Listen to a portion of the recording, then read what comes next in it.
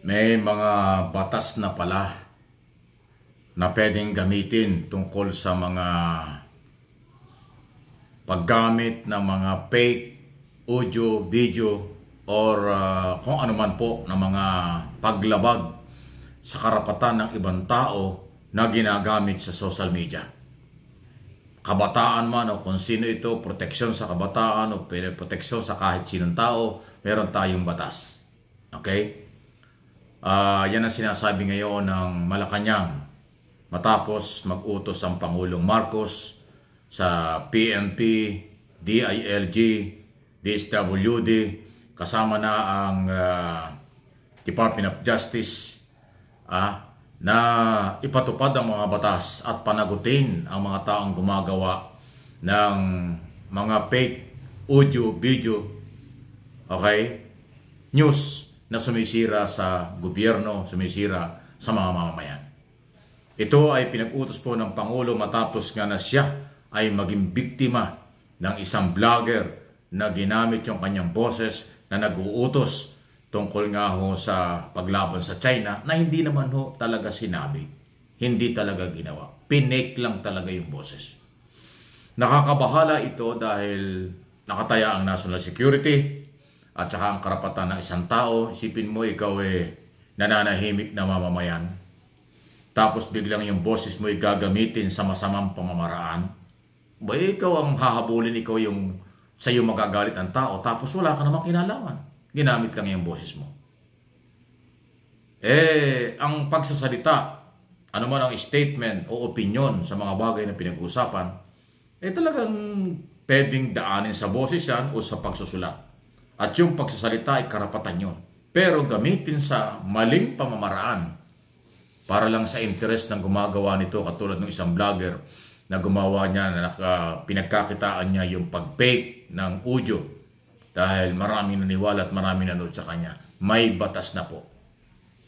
Isa sa mga batas na pwedeng ipa-aral pala dyan ay yung Republic Act 11930. Pwede yung mabigyan ng proteksyon tayo dyan. Yung cybercrime law, isa rin yan. At iba pang mga batas. O in other words, sinasabi ng DOJ sa magitan po ni Assistant Secretary Miko Clabano, abogado, tagapagsalita ng DOJ, may mga batas na pwedeng ipairal. So hindi ito pananakot sa kahit sino, lalo na po yung mga anti-Marcos na gumawa nito. Lalo na po yung ayaw sa gobyernong ito na gumagawa ng ganyan. Mananagot po kayo. So warning ito dahil tayo po nasa media at social media. Wala akong kapabilidad at wala tayong karapatang manghimasok dyan kung hindi magbalita lang tayo sa kung ano ang dapat gawin ng Estado at ano at sino ang dapat papanagutin. Yung mga nasasangkot or nananadya na gumawa nitong mga fake video at audio ito. Kung ito'y nangyayari sa ibang bansa, nahahabol nila at napapanagot nila. Dito sa atin, bago itong pinauuso ngayon. Itong AI na tinatawag. Diba? Parang naman tawag nila dyan, artificial intelligence, something na hindi talaga maganda ko ang layunin. Pag yan ang ginamit sa magitan ng social media, maraming pwedeng managot. Pati yung may-ari ng social media, pati yung gumawa nito, o sino man hong nasa likod ng pagre-record at pamimik ng boses ng Pangulo at beses ng kahit na sino, may pananagutan. Pwede kayong makulong at hindi lang kulong. Tsaka makonsensya naman kayo kasi national security, katatagan ng bansa, ng pamilyang Pilipinong nakataya. Pero gagawin nyo yung ganyang pamimike dahil lang po sa inyong interest na personal o dahil pagpapabagsak at galit kayo sa gobyerno, meron kayong pananagutan. Ayan. Sige. Any comment, reaction sa bagay na ito? Sunod na pag-usapan natin na sandali at naalala kong bigla. Kahapon pala yung birthday, kasi every year nagpupunta ako ng Davao noon nung ako ay nasa kanila pa. April 25, kahapon niya pala yun. Birthday ni Apollo Quiboloy. Saan kaya nag-birthday yan? Kasi every year pag nag-birthday yan maraming mga nagiging bisita sa Davao. At masyadong maraming handaan, di ba? Dahil may mga bisita. Ngayon, saan kaya? May warrant of arrest. Saan kaya gagawin yan? Totoo ba na siya ay magbi-birthday, nakasama yung mga followers niyan sa isang tagong lugar o open na lugar. Aba, teka muna. Pag gano'y nakapag-birthday pa ng maramihan ng kasama, sampal yan sa ating mga otoridad kasi mayroong warrant of arrest. Kaya ating inaabangan ko rin at tinitingnan ko rin kung saan ginawa eh. Kasi ang birthday po niya sa mga nakaraang mga panahon na aking pagkakaalam hindi ho ginagawa ng pangkaraniwan eh.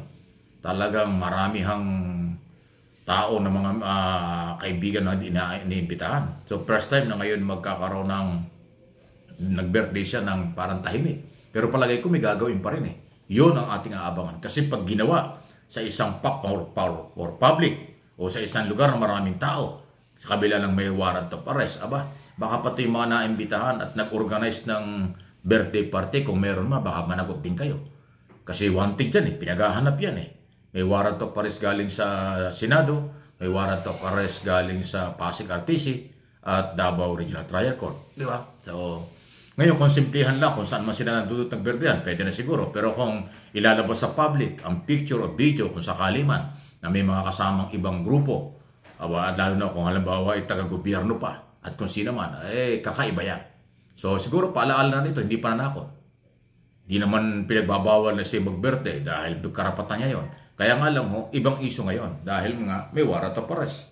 At pagka yan ay pinuntahan pa ng mga kaibigan sa politika, sa business at anumang grupo na nagsumama sa party kung meron man, baka kayo ma-question din ng mga otoridad kasi nga baka kayo mapagbintang ng obstruction of justice o kasama kayo sa nagtatago o nagsusuporta o nagbibigay ng proteksyon. Delikado yan. Baka nabusog kayo sa kainan kung meron man.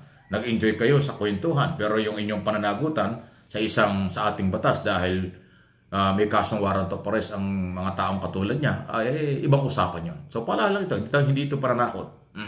Talagang pag may warrant of arrest at hindi ka sumurrender, limitado na ang lahat ng galaw mo. At pag naging open pa yun sa public, pati yung maaaring kasama mo sa kung anumang okasyon, pwedeng papanagutin sa batas. Dahil kasi, ang dapat gawin ng sibilyan o ng kahit sino, pag alam mo na mayroong warrant of arrest ang isang tao, kaibigan mo man o kaya kung anumang relasyon mo dyan, dapat kumbinsihin mo mag-surrender. O kaya isumbong mo sa mga otoridad para siya mahuli, para ipatupad yung warrant. Pero pag pinagtakpan mo, parang nag-enjoy ka pa sa kung ano man ang meron, baka masilip kayo. So warning lang yan. Hindi lang sa birthday party. Sa lahat ng okasyon, sa isang taong wanted, sa isang taong pinaghahanap ng batas, kasi mayroong court order, warrant of arrest, may pananagutan po ang mga taong maaaring makasama niyan. Ignorance of the law excuses no one. Yun po ang pwedeng maging problema nyo. Hindi magiging dahilan na hindi mo alam ang batas. Hindi mo magiging dahilan na wala kang alam dyan. Pag may court order, warrant of arrest, yun ang masusunod. At dapat sundin.